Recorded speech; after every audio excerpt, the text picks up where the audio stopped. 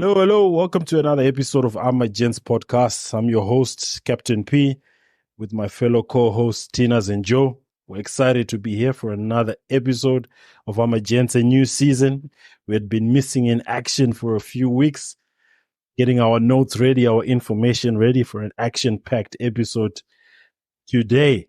So, Tinas, Joe, how have you been? It's been a while. It's been a minute. Doing good. How are you guys? Yeah, good, man. I'm good. Joe? Yeah, awesome. I'm doing very well and welcome back, guys. Welcome. So today is, again, as I said, it's action-packed. There's many things happening in the world of politics. Sport is exciting. The Premier League has been back for a couple of weeks. Some shocking results over the weekend and a shocking table topper right now in the Premier League. I think we've got the Rugby World Cup final, which will be another record-breaking World Cup final. New Zealand versus the Springboks. It'll be a good World Cup final for the rugby. We've got the Cricket World Cup on. So many things to talk about, many things to jump into. So let's get it started. All right, we'll go over to the Premier League. We had some few derbies which happened over the past weekend. We had the Arsenal-Chelsea game. Chelsea, very disappointing. Blew a 2-goal lead. You know, that would have been the result of the weekend. Joe, his team is just steadily catching up on the wins. Another win for Liverpool, sitting in the top 4. Chelsea's record is improved now in the top 10. But again, with that 2 points dropped, they would have been ahead of West Ham now. So I will open it up to the gentlemen. And then, of course, Man United scraped through another victory. But looking at the table, you know, people were laughing at us. Just outside of top 6 by 5 points with all the bad results. Even Chelsea just out by 8 points and only 9 matches played. We've got another 29 matches to go. So it's going to be a long up and down season. Man City, the derby this Sunday. We might do the unthinkable, beat Man City. But anyway, Joe, how was your Liverpool victory? I didn't quite catch it this time. I didn't even have the opportunity because I was traveling. Oh, yeah, you were traveling during the night. But just the good news of just knowing that they won 2-0, it's enough to give me the satisfaction to rub it off anyone's face. Of course, you know, you guys are sitting in the top 4. Tina's Chelsea, the capitulation by Chelsea after leading 2 goals. Sorry, I didn't get that. The capitulation of Chelsea, how they capitulated after leading 2-0. Oh, very disappointed. I actually didn't watch the match. I think I'm just at a point where I need a break. A lot of disappointments. I mean, I think a lot of the problems that Chelsea are facing have always been the issues they've always been facing. A breath of fresh air is that young guy Palmer. I think he's got something. So looking forward to that. But yeah, the team just doesn't seem to be gelled up, you know, to be working as a complete unit. Silly mistakes here and there. They cost us the first goal. And I think after that first goal, the team just sort of started unraveling. And Arsenal managed to gain the confidence they needed to get an equalizer, which is, you know, quite disappointing. But yeah, typical Chelsea this season. Yeah, look, as I said, it's a young team, but you can see that there's some few bright spots there. I think the Palmer, he was sold by Man City. I think they will come to regret that. He looks like a top player. Again, the team midfield, again, it's under 24. So they've got lots of years ahead of them to be one of the top teams in England again. I don't know about the coach, if he can turn them into winners. I think he can build a young team. We saw that with Southampton, we saw that with Tottenham, but just crossing over the line to win a trophy, that's what's missing. Even with PSG, PSG was struggling there and he had all those superstars. So we'll see.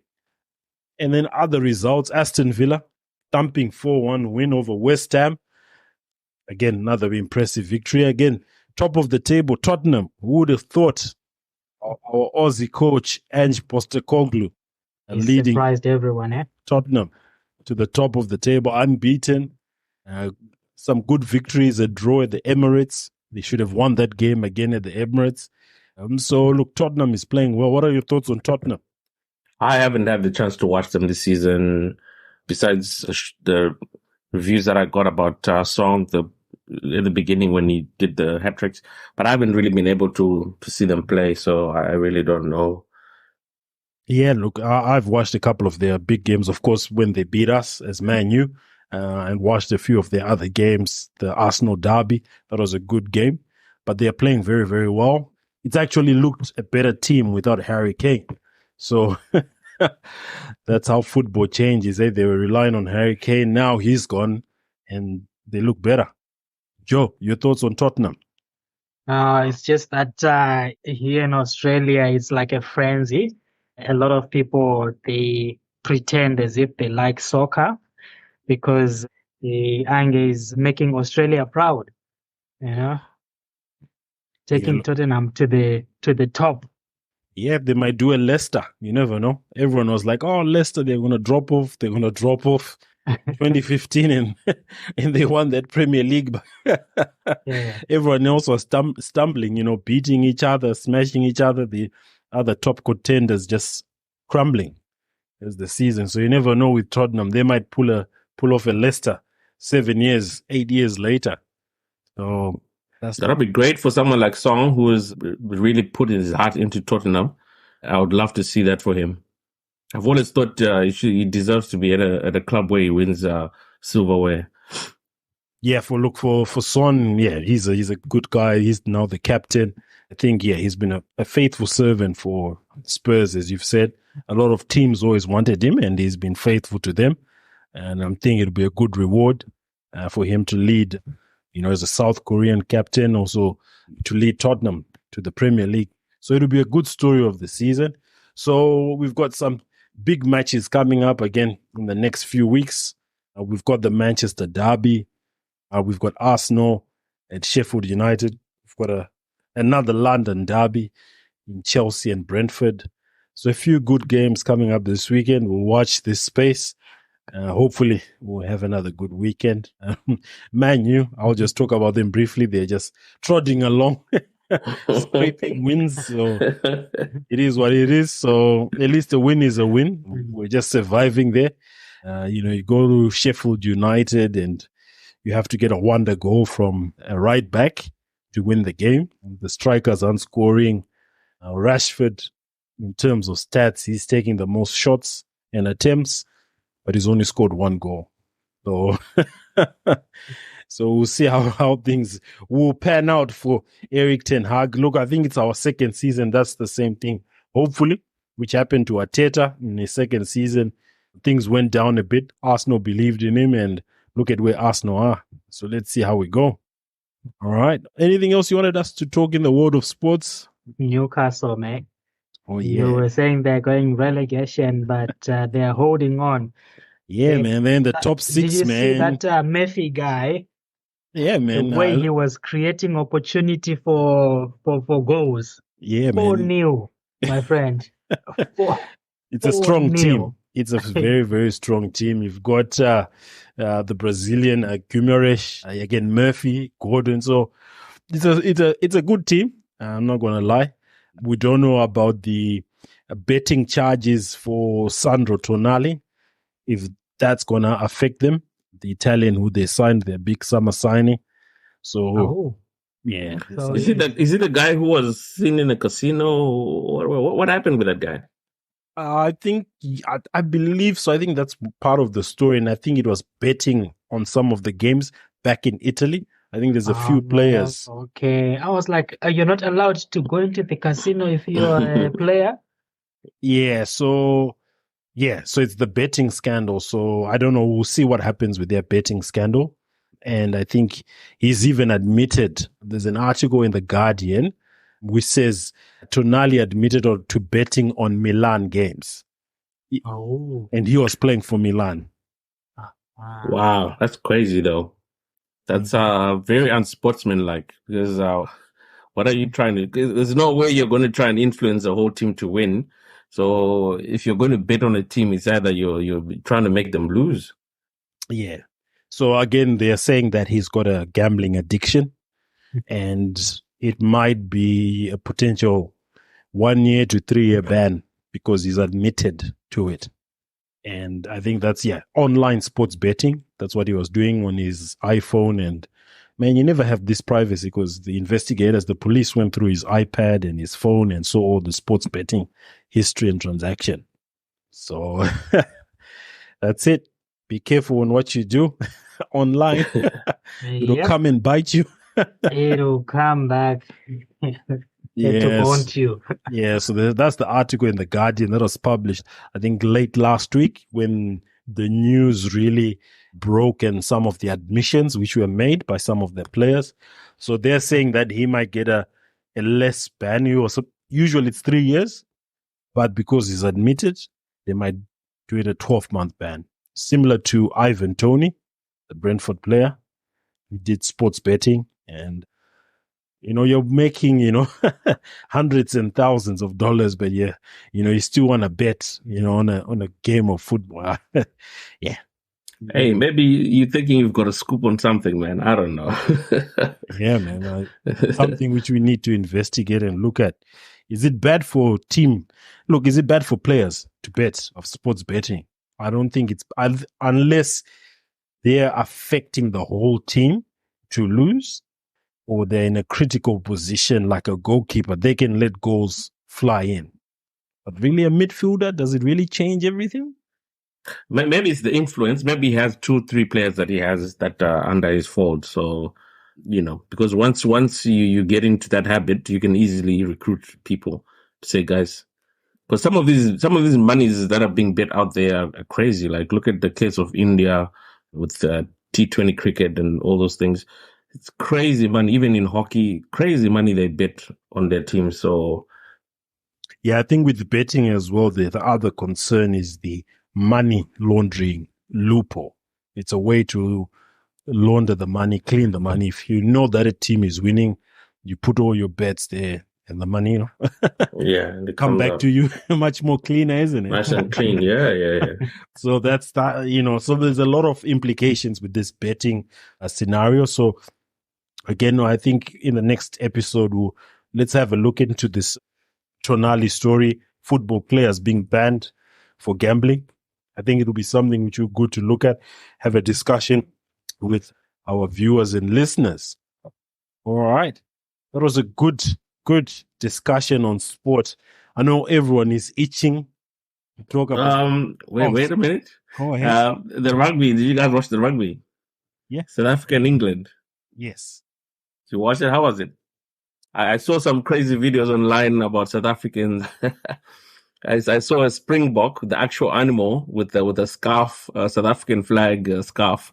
I saw, I think, the winning try or something that South Africa did. I saw a guy running in the water and jumping into the pool.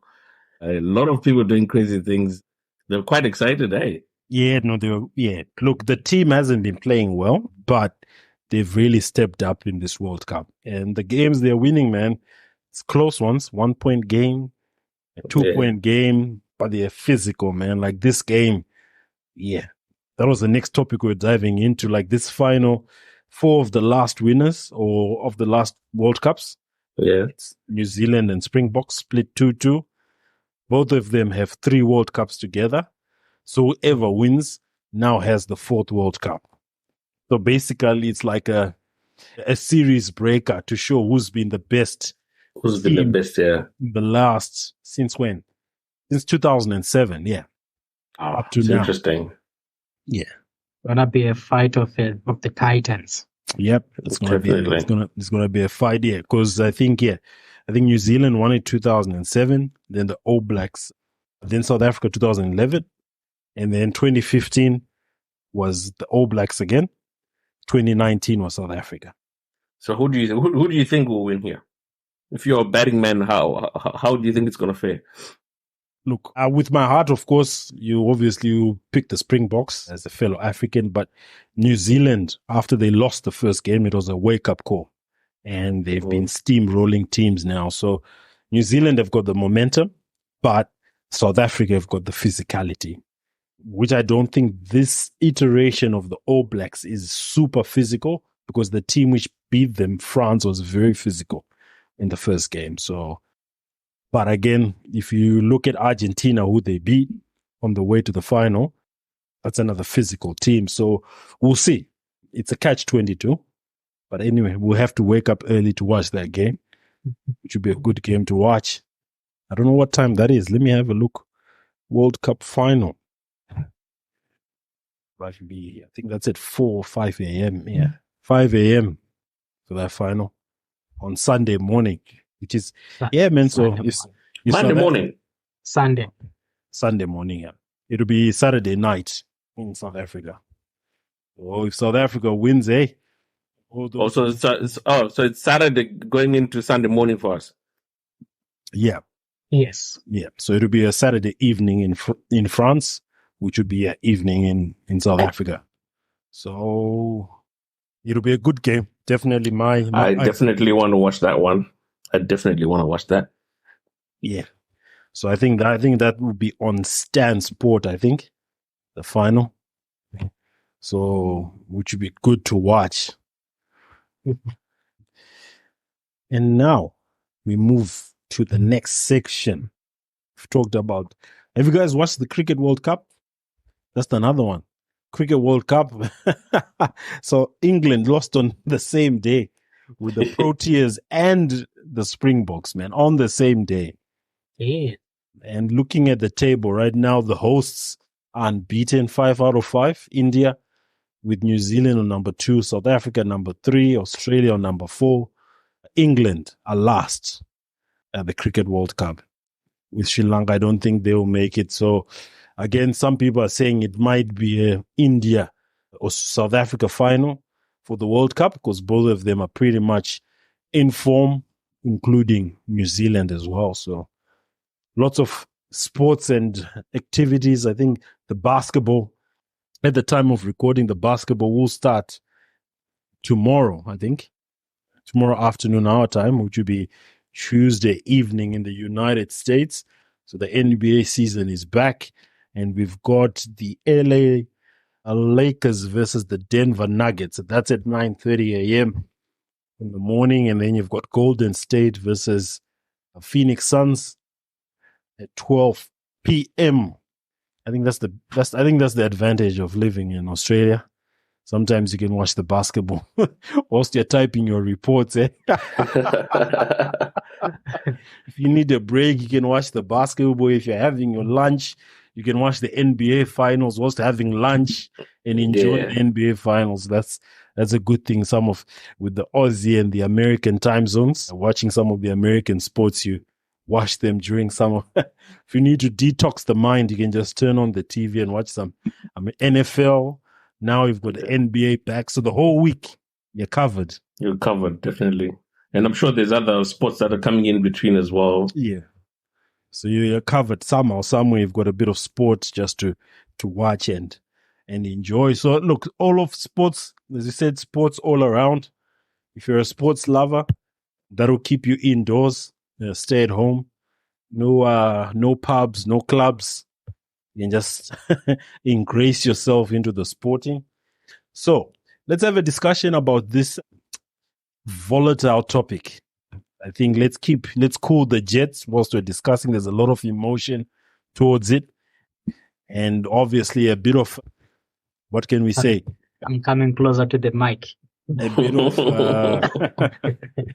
A bit of discussion about how the response is in terms of the Ukraine conflict and what was happening to the Ukrainians and what's happening to the Palestinians. That, the West has turned a blind eye toward what's happening to the Palestinians, and there was so much outcry for what was happening with Russia. So what's your take, gentlemen, on this conflict? Has been happening for a couple of weeks now. I open the floor, and then I'll come back with my points. I think the first thing I'll say is these two conflicts, though they're all conflicts, they're very different in the fact that the other one is made up, where certain people are gaining off this one, and the other one is actually a real war, where a lot of people are fighting for a cause. Unlike what we see in Russia, where in Ukraine, where Ukraine is basically being used as a proxy to gain whatever motive that the West has in that region. And you see the Jews and the Palestinians, they have a very genuine war. It's almost similar in the context because it's all about who stays where, but it's the motive behind the fighting that is really different. I don't know. I feel for the Israeli-Palestinian war, I think a lot of it could have been curtailed if they would have sat and actually just discussed about what they, who takes what and, which piece of land.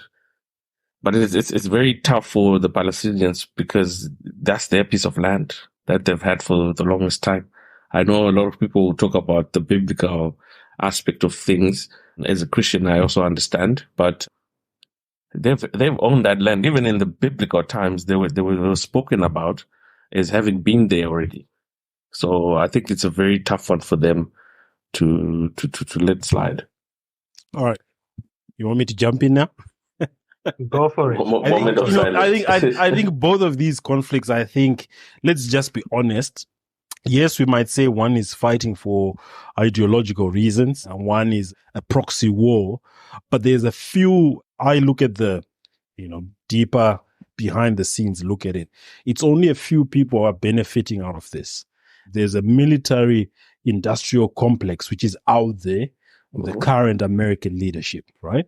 Where after 4 years of, no conflict, no war, they've been developing equipment. The current Secretary of the Defense is a former CEO of a defense company, right? These guys need to make their buck. And these are some people who need to make money, right?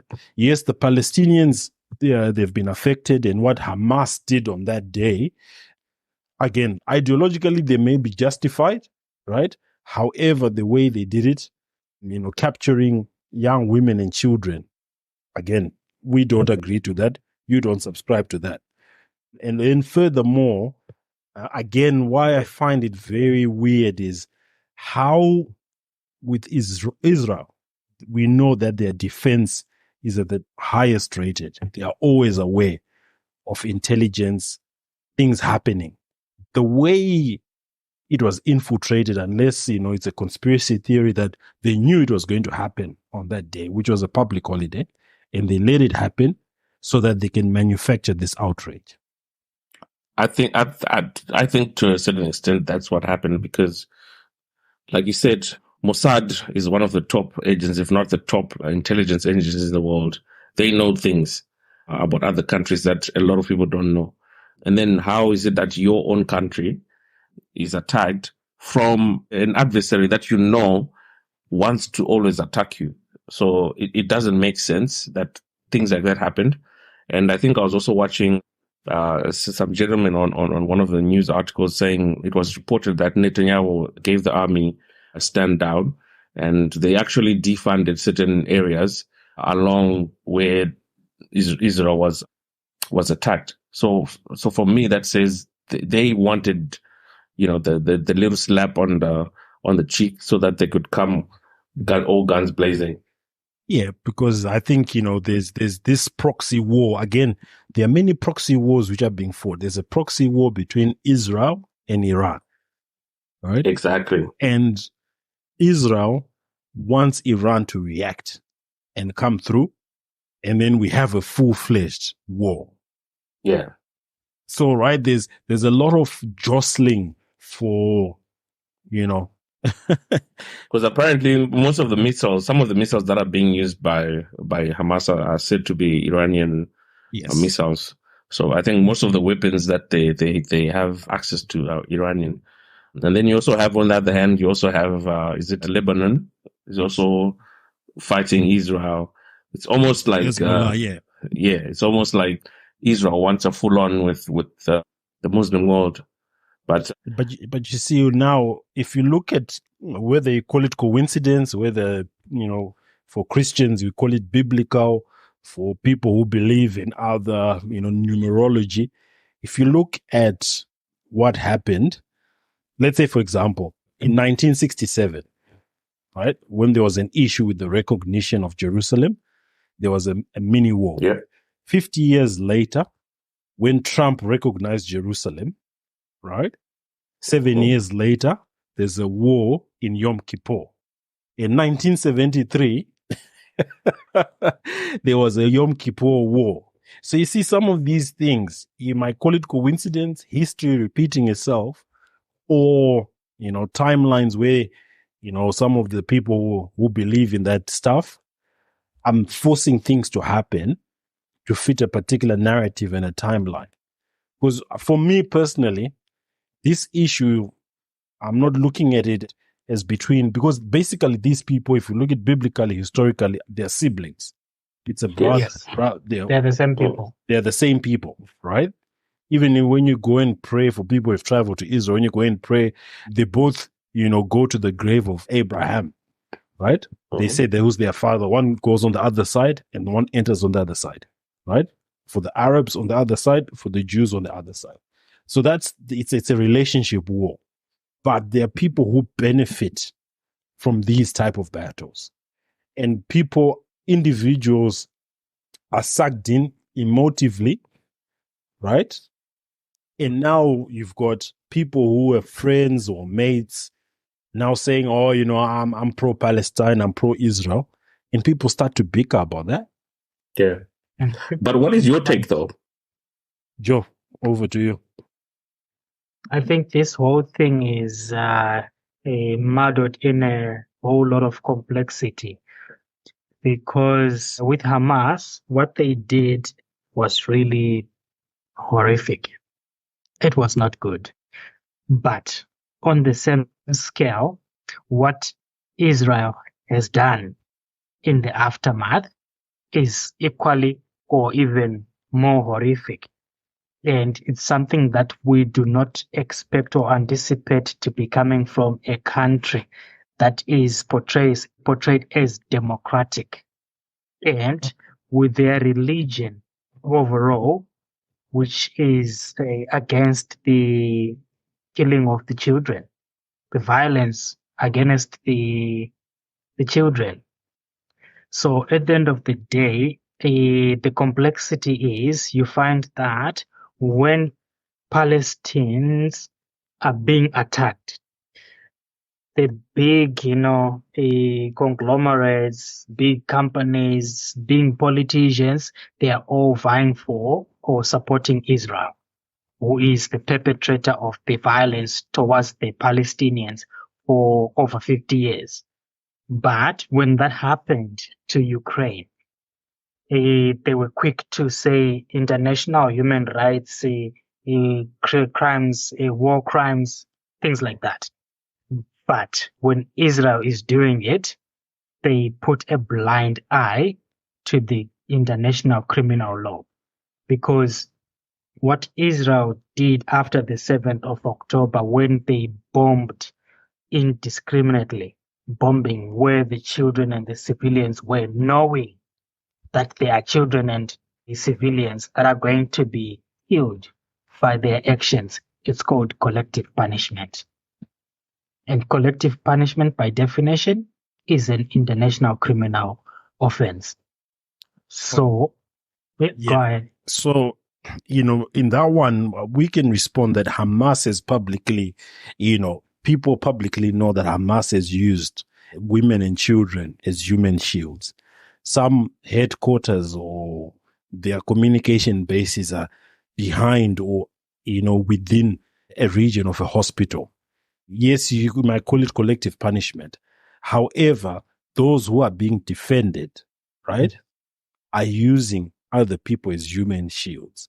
Right. So coming back to that, I think Tinas was talking about Mossad being one of the best in the world. So in all honesty, these guys, they've got the capabilities, the technology, and the intelligence to carry out clinical specialist,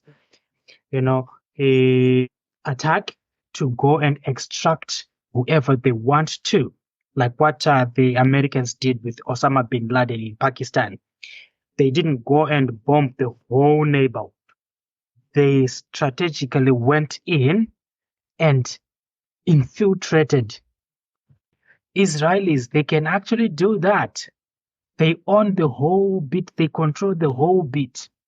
They can send their special forces in, go even into the tunnels, gas the Hamas out of the tunnels, and capture them neatly. I think now, look, I'm not an arms war specialist, nor a defense specialist, but what you're saying is not practical, because for them to do the ground offensive to gas people, that will lead to more casualties, right? No. Not gassing as in killing. Like I'm not like gassing. Tear gassing. No, tear gassing the tear gassing out people. Yeah, people to come out, but they'll come out. Yeah, but for you to put that tear gas, you have to do a ground offensive. Yes. This is what they're trying to avoid, because on a ground offensive, right, they will be shot at, right? Yep. Then they have to retaliate with shooting and with the use of human shields, right? So that is now where, now let me now bring the next point. The critical question is, if Hamas is jointly supported, right, why has Egypt closed its borders? Egypt should have allowed citizens to go in, because citizens were told to evacuate. And the closest way for them to evacuate from the region where they are is to go into Egypt. If you look at that's not the closest way. The closest place for them to evacuate to is going into Israel. And the next closest is what? Egypt. The next closest is Egypt. And so you find that Egypt is for the Palestinians. You know why? If they get displaced, they are never going to come back to that land.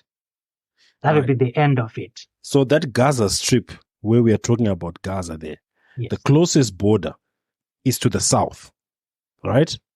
Obviously, they get into Egypt.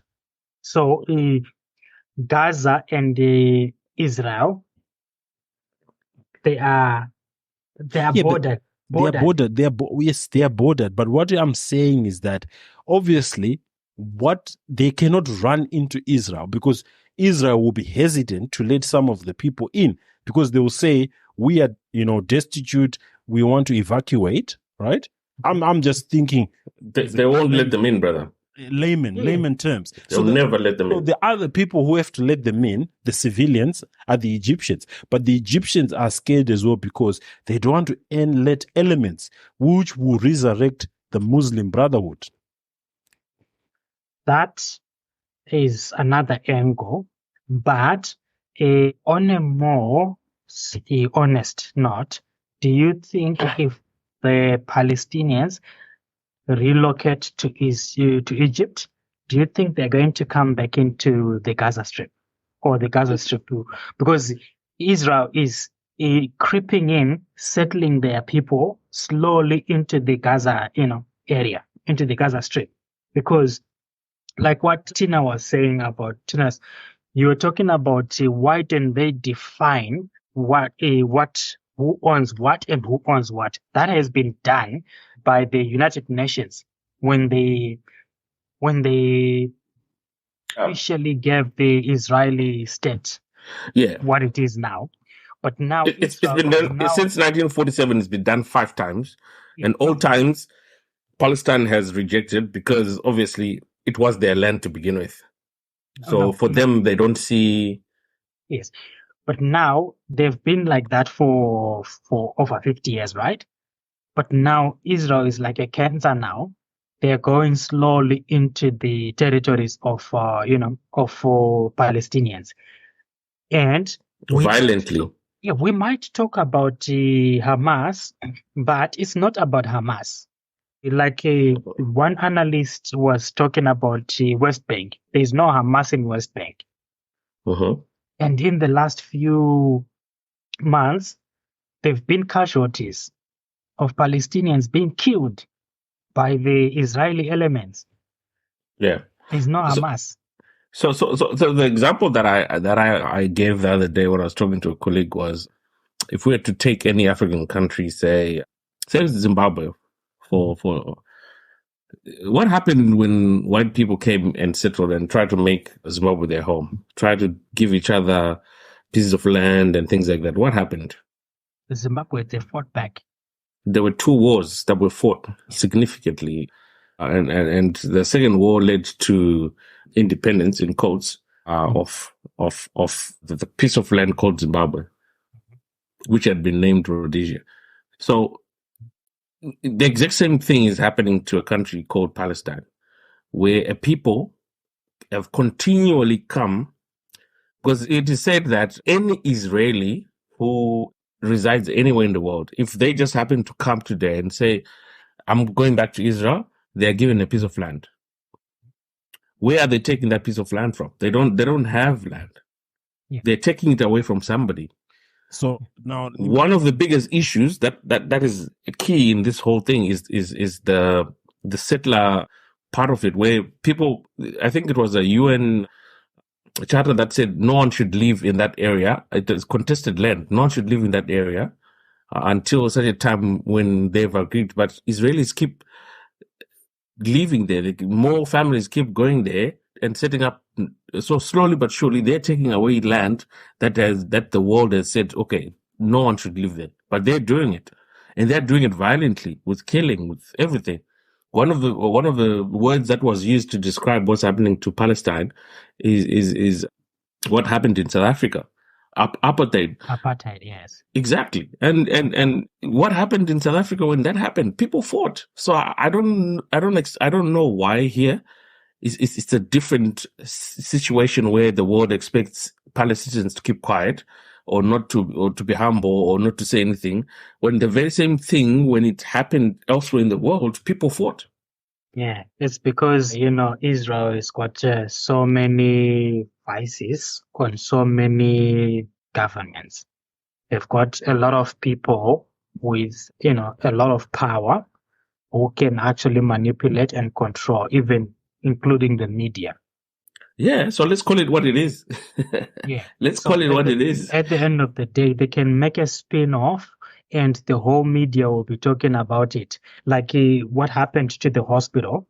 The hospital, one of the defense guys in Israel came out and said, we have managed to bomb the hospital where the Hamas were hiding. Yeah. All right? And then there was a backlash. Mm-hmm. And then they came back to say, no, it wasn't the IDF. It was Hamas misfiring a weapon. All right? And then that spin-off went like wildfire, I tell you.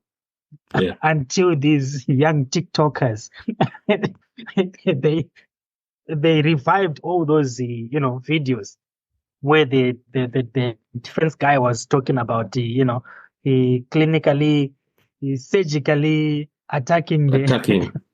Yeah. So if they want you to believe that poo-poo is cake, they'll make you believe it through repetition, through hypnotic rhythm. They will put strawberries on it. I think your use of hypnotic rhythm here is not really a strong point, right? How look, as I said, I've put a disclaimer that this battle there's a lot of deeper meanings, whether logistically, spiritually. If you believe in the spiritual, if you don't, that's up to you. And militarily and financially, there's a lot of people. There's a lot of moving parts in this battle here. And yes, you might talk about Palestinians always having this land, but this land has had many wars from the Ottoman Empire, right? Yes. From biblical times through the Roman Empire. Do you know that in history, the only time that the Palestinians were displaced was with the Ottoman Empire? Yes. Before the Israelis then came in. So that's how long these guys have had that land. Yeah, but they were displaced during the Ottoman Empire. And then there was the issue about the Holy Land, right? Or the Holy Place. The Holy Place, which both parties both agree, right? Yes. Is in the Jerusalem. Yes. Yeah.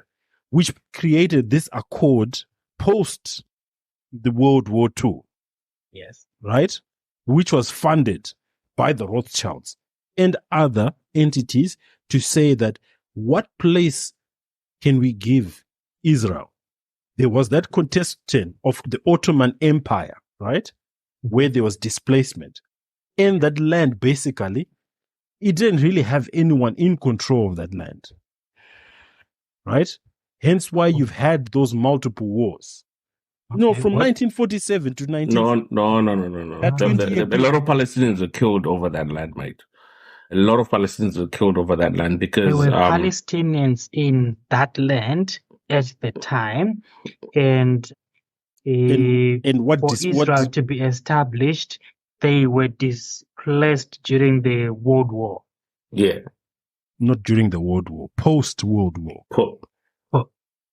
Post 1947 is post the World War, guys. That's when this accord was reached. So when they came and marked to say this is Israel, there were no people in there. No, I'm not saying there were no people. Do you know how Israel was formed? Israel was formed through a declaration. I'm forgetting what it was called. It starts with a B. That they said there should be a place where we give the Israeli the piece of land, and this is after Hitler had what he had done to them, and all of those people that had but the piece of land. Initially, they came in as refugees. The piece of exactly, running away from Germany. The piece of land has always been agreed by both parties as a significant place of their history. What parties? The Arabs and the Jews, because of the holy place. What is the holy place? Jerusalem. They are all in agreement. That is the holy place of Abraham. Yes. Right. Are we disagreeing there? No. We are in agreement. And what happened to the Jews? The Jews were pushed out, right? During that Roman, the Crusades. But where did the Jews go, bro? If they were displaced, where did they go? Remember, the Jews were not there in the first place. Remember, the Jews came from Egypt. And displaced the Canaanites. Yeah. Who are the modern day Lebanese and Iraqis and exactly. Iranians. Yeah. And half of that, the place, biblically, they came and attacked the biblically, Canaanites. it's also been confirmed historically. Like let's so it's not their land. Yeah. It belonged to No, but it was their land. They went to Egypt and they were in slavery in Egypt. But it was their land. Abraham was there. Abraham was there. Like if you want to talk historical, Abraham was there. Why you in modern day Israel? That's what he was. Yeah, but when when Abraham left the Euphrates, and he came, he settled in. He settled there. He settled in Israel. In Israel. Yes. By then, it was called. It was Canaan. Yeah. It was Canaan, the land of, was it the land of? No, Judea. I think it was Judea. Oh, bro. I think you need to go back and read your Bible, guys. Yeah. So he came and settled in Canaan, right? Where was he coming from? From beyond the Euphrates River. He was coming from up north. That's why they are both. That's why they are in agreement that Abraham is their father. He was coming up north from a modern day. Some say modern day between Iran and Turkey. Yes. So he is originally Turkish. Those are now semantics you're now looking for, bro. No, that's not relevant to the topic because he came and had two different children, right? One were called Jews and one were called whatever. Yeah, that's where the Jews and the Muslims. Yeah. That's where they because one son went that way, and the other son went that way. So and when the son that went there became the Muslim, the one that went there became, the Judaism. Yeah, yes, exactly. Yeah. So look, as I said, this conflict has got many layers to it. But what I've always said is that with one of my other mates and colleagues, I told them that it's a war of information. What information do you want to tolerate and read, right? Because some people, if you see like one thing which I laugh and say this thing you just need to wise up a bit is you see rainbow flags at these Palestinian support rallies. Are you telling me these guys of Hamas will accept people from the rainbow flags?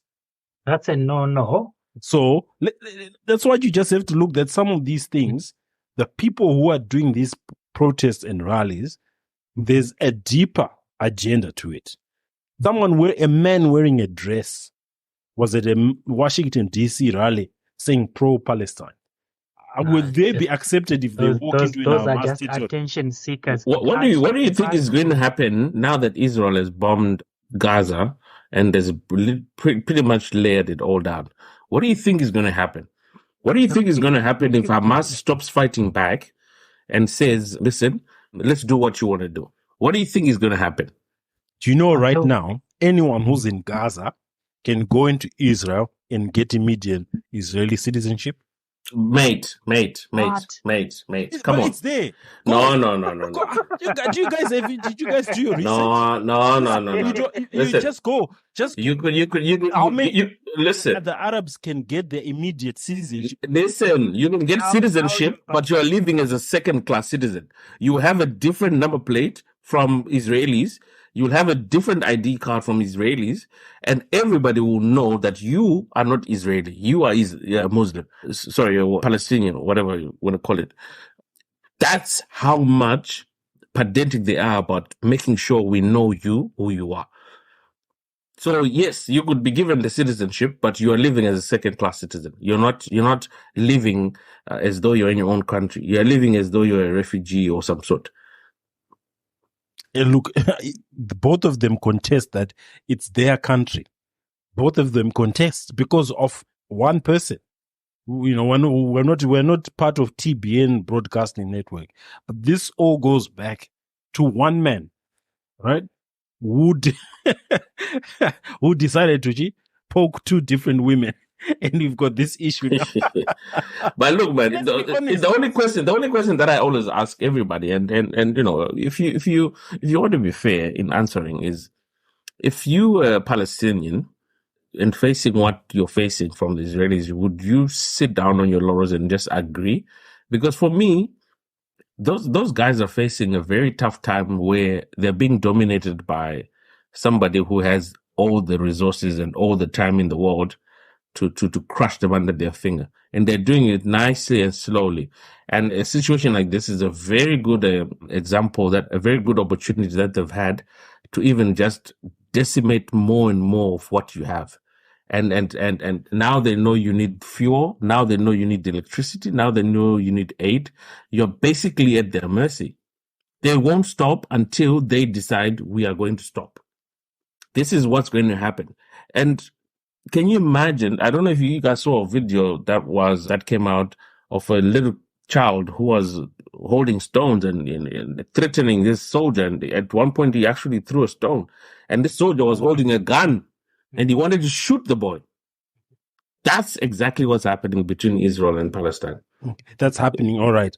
But the main fundamentalist group, right, Hamas, do you know what their manifesto is? They've only got one manifesto, you know that? On their document. It's wipe out all Jews. They don't talk about building a better Palestine. They don't talk about anything else. It's only wipe the Jews. But why was Hamas founded? So it's a brainchild of Israel. How? Hamas was found as a rebellion from Palestinian resistance. They branched off from the PLO. I think it's Fatah or something that was fighting initially. Fatah because they were radicalists. They did not want to. So they were radicals, right? Yes. So at the end of the day, what we are doing right now, we are taking Hamas and using Hamas as the entire Palestine. Hamas is not Palestine. But you know, Hamas is a bunch of but you know, in their national council or whatever they call their parliament, who's got majority of the seats? It's Hamas. Yeah. And they control Gaza. That's where I was coming back to say West Bank. There is not even a shred of Hamas in West Bank, but West Bank is being devastated as we are speaking right now. Israel is killing the Palestinians in West Bank, but there is no Hamas. And there are no rockets coming from there. Right. They are using Hamas as an excuse. So at the end of the day, even if there is no Hamas, they will always find a reason to kill the Palestinian animals. They call them. That's what they call them. That's what Hitler was calling the Jews when they were wiping the Jews. Rats, exactly. Rats. Now they're calling them Palestinian animals, and that's why they don't even flinch when they're killing the children. Even before the 7th of October, a lot of Palestinians died, including children. And nobody wants to talk about that. They want to talk about when the rockets flew, but you don't want to think about what is poking someone to do things like that. I don't support violence at any go, but my only question is, anywhere else where it has happened in the world, what was the result? And that will give you the answer of what is expected of anyone who's facing such a challenge in their own country, in their own land, where they have their ancestors buried for millennials. Yeah, look, it's a very complex situation. We see how we go, but we hope for and pray for peace. I've got a solution for the whole thing. Mm-hmm. If they want, the killing and the shooting to stop, all the Israelis who are speaking up about the massacre that the Palestinians are experiencing, they should just team up with the Palestinians. All the Africans, they team up with the Palestinians. Those Americans who are, if you look closely, the poor, the majority of regular people, they are supporting Palestine, and the politicians are supporting Israel. Look, the regular people, look, have just been indoctrinated in a different kind of politics. The people will just follow what they are being, ideologies which are being taught. No one has ever defended, for myself here personally, I can't say no one. Personally, I don't support what Israel has done. But the notion of just saying that all these people were just given this land in 1947 without going through the back history and back stories of their displacement and their resettlement prior to 1947 is a very weak argument. No, seriously, it is. Where were the Jews before the war? Where were they? They were. Where are these people being misplaced from during the war? The 1947 war? Yes, the World War II. Where is Hitler? Where is Hitler getting these people from? You know about the Ottoman Empire. The Ottoman Empire came from north and displaced who? Is the Ottoman Empire, that's the Turkey. Yes. Modern day Turkey. Yeah. Yeah. You're not with the Salahuddins. What did they do? Yes. The Turkish, they were occupying that land, but when they were occupying the land, they were Palestinians in that land. You see? And what happened to the majority of the Jews when they were displaced and they moved? There were no Jews there. During that time, I'll tell you, that time the Jews were all over the world. There were no Jews. The Jews were in the European region. And how did they get to go to those European regions?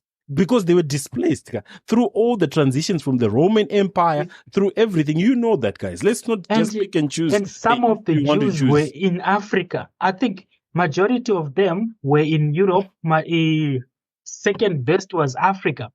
And what happened when they were in Africa? What was the Tunisian leader doing? He was shipping them to Germany, right? For slaughter. So that's what I'm saying, that what happened for the Jews to be displaced it happened all prior to 1947. So let's not talk about Tina's argument is there were people in Canaan before the Jews. So we can't say it's their land. And when they came after the World War, they were refugees in that land until the United Nations, gave them the land to say now now it's an Israeli state.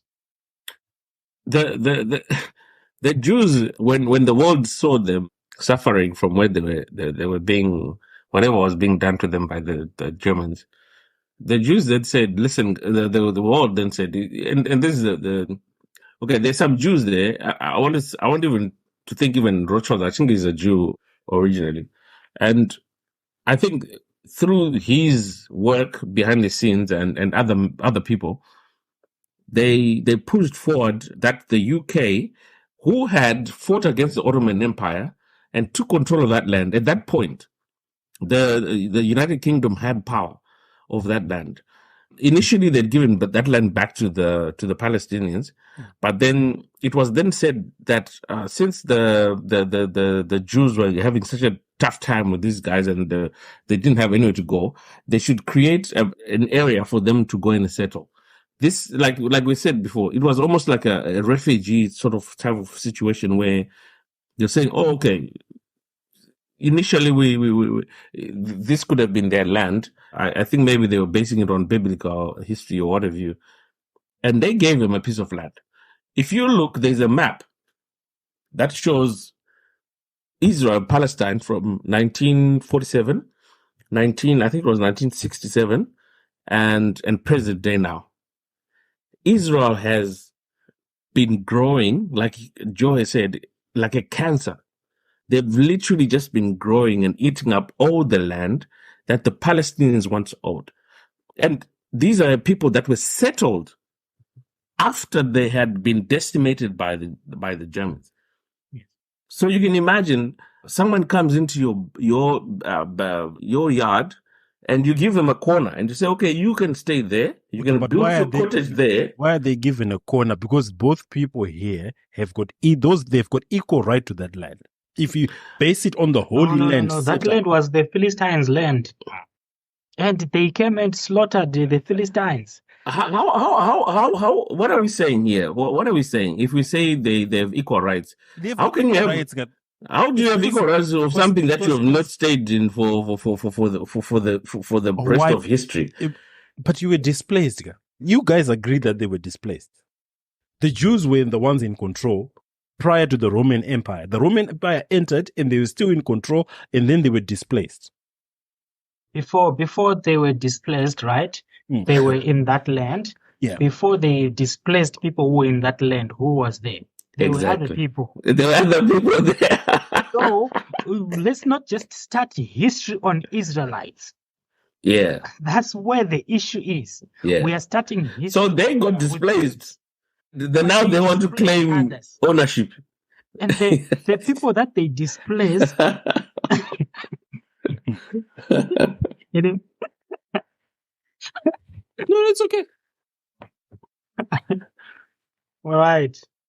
The Balfour Declaration was the one that was signed in 1917, which I think Walter Rothschild and Arthur Balfour were working with the British to create land for the Israelis.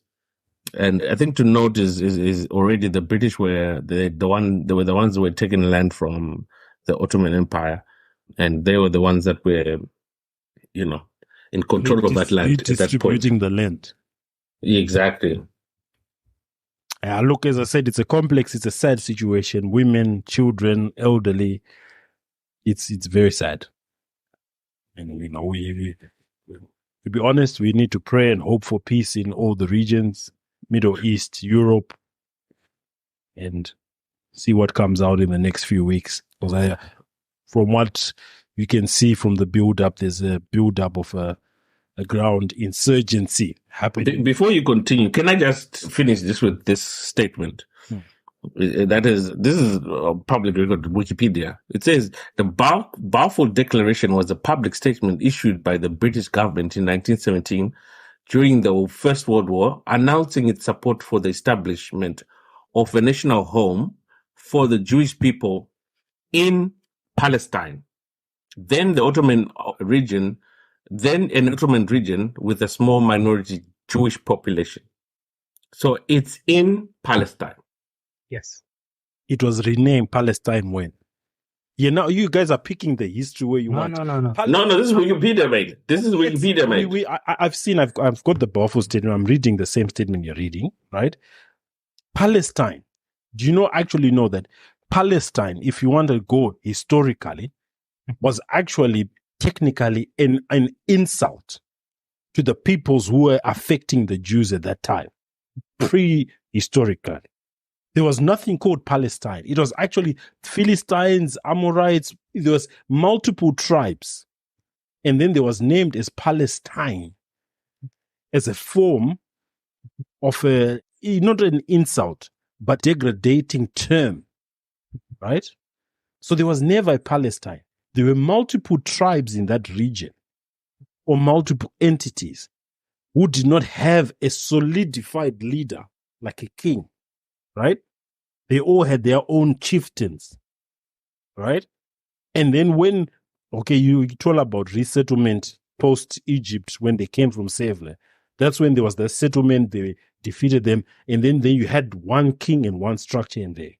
Mm-hmm. And then that went all through history. This is history which is whether biblical and it's also confirmed archaeologically until the Roman Empire entered. And then the displacement started to happen. And then after the Roman Empire, you had the battle with the Arabs from the north, and then they took over, which we talk about the Great Crusades. Are we denying that history ever happened? I can't deny it. We're not denying any history, but we are denying the fact that history starts with Jews. No one says it starts with Jews. No, before them, Judea, which is Palestine. Okay, Palestine and Judah and Judea and the Philistines, they all combined to become Palestine. All right, they were renamed to be Palestinia, Syria. Okay, by someone else. Yes. That was the Roman Empire. Yes. Now doing all that, but what we are saying is the Jews, when they relocated into Canaan, when they got to Canaan, that land, that holy land, was Judea. Okay, and Judea is where traditionally is where Jerusalem was, right?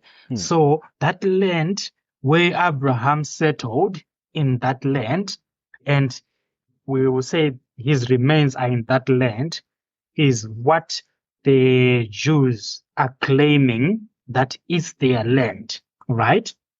So I'll give you a scenario that you pass on here in Australia, your remains are here in Australia, your kids grow up to know that this is our area where our father, died.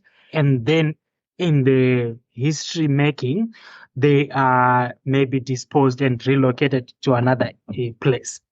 And when they come back and claim that this is our father's land, effectively it's not their father's land, it's the Aboriginals' land.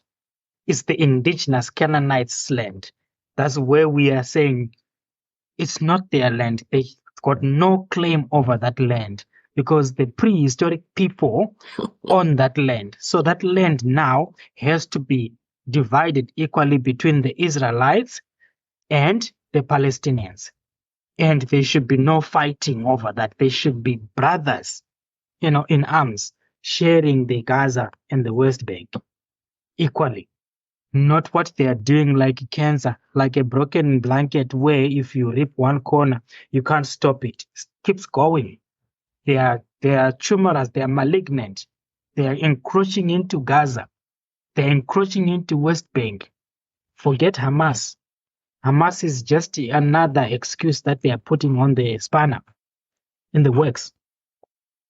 Yeah. As I said, I am a Christian. I believe in the biblical, narrations. Let's not worry about the whole biblical.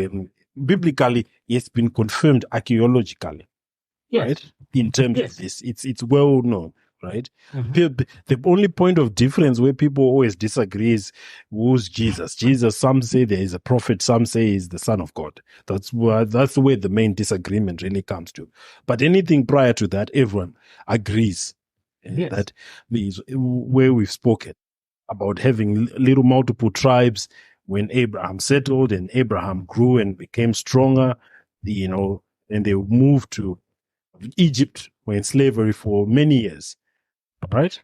And then obviously their population grew over that time, which they made the journey into there and they started to displace, and all those things happened. But as I said, guys, you don't have to bust a lung about it. These people need to have an amicable solution. It's not going to happen though. Yeah. Because no one is listening to anyone. Yeah. Each one. The Jews are up to wiping the Palestinians. Yeah. It's their mission. Yeah, no, that's all good. That's all good. Anything else you want to add on that one, gentlemen? Nah, that's all. We can update as we go into other episodes. But look, this one we've got many updates. I think everything. The most happiest person at the moment right now, I think, is Vladimir Putin. Oh yes, everything is now quiet about Russia and Ukraine. So, on his political standpoint, he's happy. He recently made a trip to China, which just flew underneath the radar.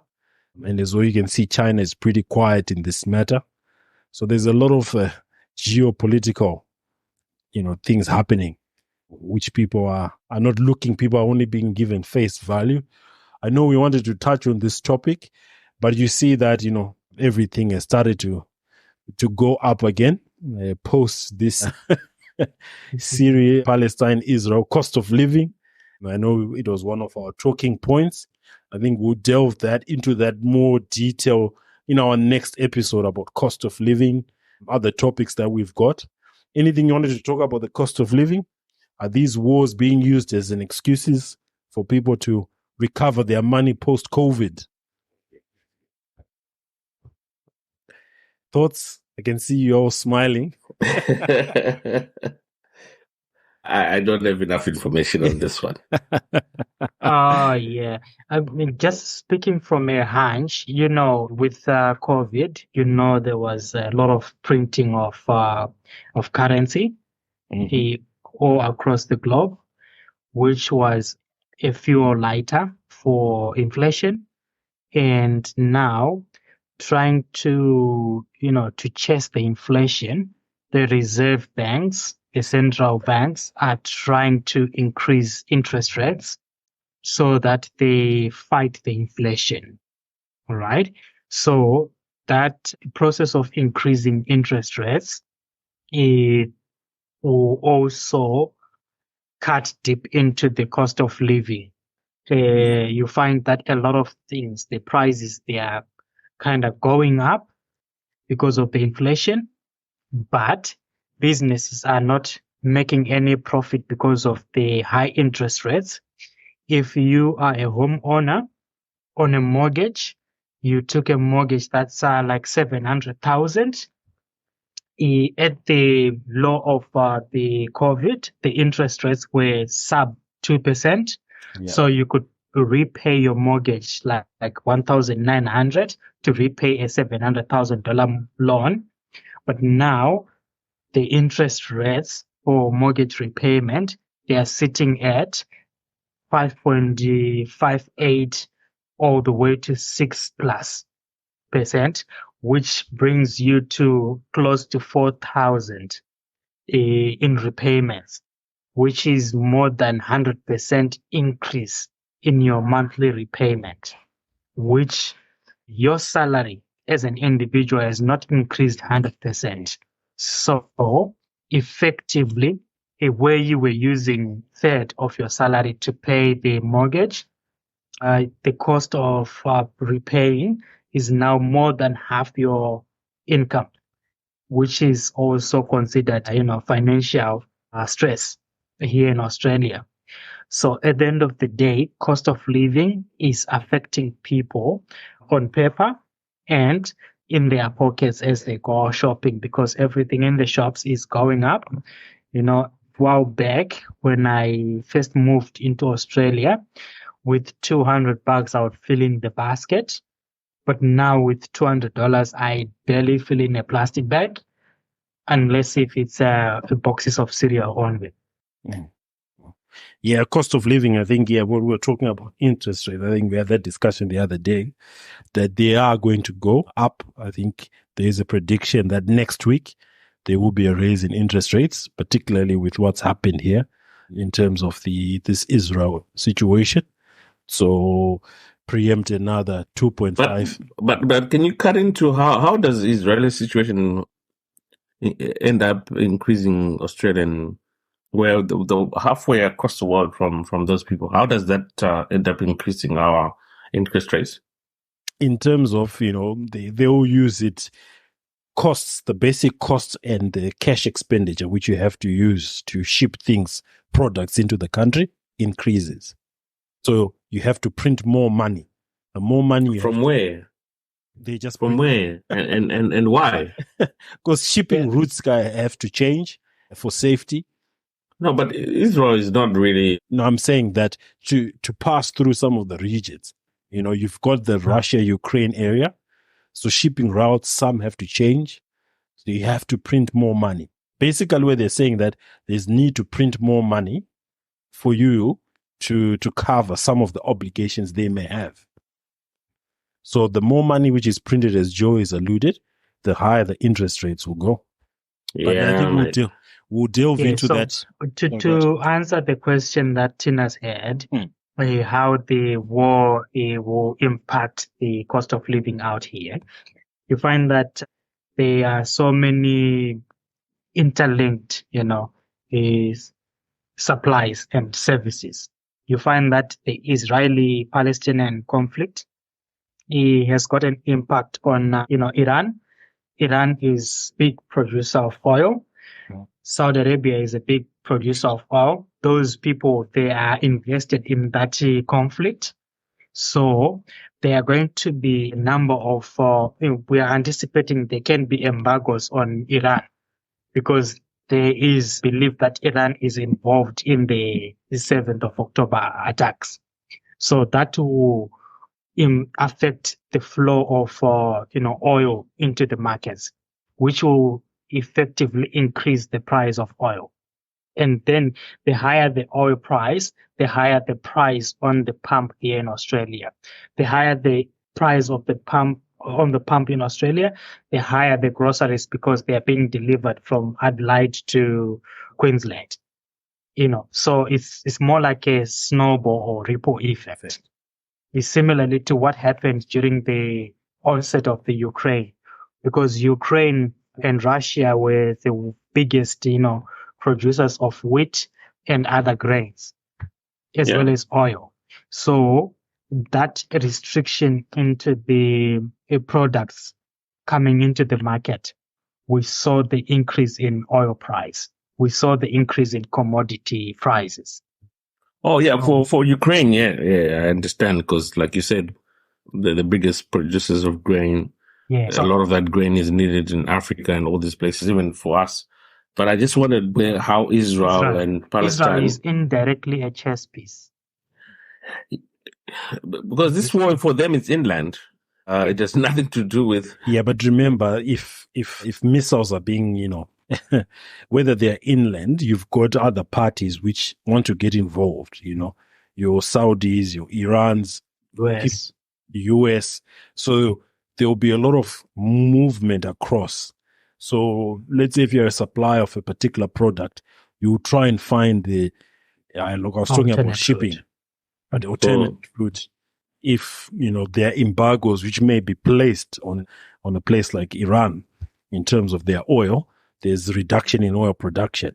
Saudi Arabia will increase their price because they might have to put out more barrels in terms of oil. So there's a lot of factors in play now, which again because of the quantitative easing which we went through post-COVID, governments need to recover their money. Interest rates. Financial institutions need to, like at the moment, we was talking to someone else that they refinanced in 2020 during COVID.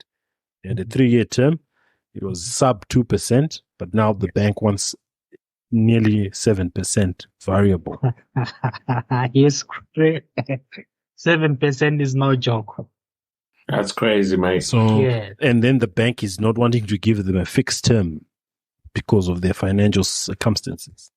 Yeah, because your salary hasn't increased that much. So effectively, they consider you to be financially not sustainable to be able to take a $600,000 or $700,000 loan. Or to refinance. So you're stuck. Yeah. I think maybe, we need to maybe call in an expert who can talk to us about some of these things that, because it's just crazy how that all of that makes sense to you know, to for us to have to pay for all of that. And the unfortunate thing is we, the normal people on the ground, are always taxed more than the people who are actually making the money. Yes. Yeah. Because the people who are making the money have got, best tax agents, the best lawyers who know the loopholes in the tax system. So, yeah. So it's all about the money. Look, at the end of the day, whether it's the Ukraine war, the Israel war, trace the money. There's one conspiracy theorist was banned, but once you try to trace the money, you see that it will lead to some weird places. Only a few people make money out of these type of situations, or some we increase their wealth. Oh yeah, there's definitely people who are benefiting in every war. I'm forgetting what this. There's a group that is called. I'm forgetting what they're called. That they meet every 6 months or so, and when they meet, there's no bodyguard, there's no chef, there's nobody who's supposed to be there, and they discuss who's going to war with who's giving who money, what is going to happen next, what is going to happen. And they basically sit down and discuss the world. And this is why you find most wars, when they are fought, it's never something that happens instantaneously and you have a full-fledged war. It's something that happens, that is a build-up of things, words spoken, this, before any gun is shot. There's somebody out there who eventually just says, we are going to this to all of you. And before you know it, armies are already there and the guns are fighting. Yeah. Guns blazing. Yeah, fantastic. Yeah. No, thank you so much, gentlemen. It's been a beautiful episode of Armored Gents. We're back now. Took a few weeks off, recharge the batteries, recalibrate. Lots of things happening. We can delve for 3-4 hours. So many things happening in the world, even of entertainment, all that stuff. So let's watch this space and join us on another episode of Armored Gents Podcast. Find us on all our socials at Armored Gents Podcast. Thank you so much. Thank you, Tinas. Thank you, Joe. Have an awesome week. Thank you.